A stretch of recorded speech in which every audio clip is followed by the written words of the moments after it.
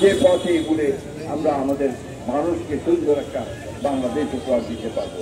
আপনাদের সকলকে অশেষ ধন্যবাদ। আসসালামু আলাইকুম। অসংখ্য নেতাকে গ্রেফতার করে প্রথমে ডিবি অফিসে নিয়ে গিয়ে নির্মম অত্যাচার করা হয়েছে, নির্যাতন করা হয়েছে, পায়ের নখ তুলে নেওয়া হয়েছে, দাঁত ভেঙে দেওয়া হয়েছে।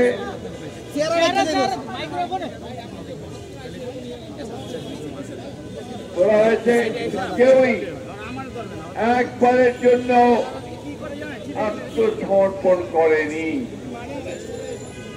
কথাটাকে জোর দিয়ে বলছে ডিবি অফিসে যখন অত্যাচার করা হয়েছে আমাদের নেতা কর্মীদেরকে, এমনকি সিনিয়র নেতাদেরকে, তারা একজন আরেকজনকে সাহায্য করার চেষ্টা করেছেন। প্রচন্ড নির্যাতনের পরে যখন ধাক্কা দিয়ে তাদেরকে সেলের মধ্যে ফেলে দেওয়া হয়েছে, আরেকজন তার সেবা করার চেষ্টা করেছেন, শুশ্রূষা করার চেষ্টা করেছেন।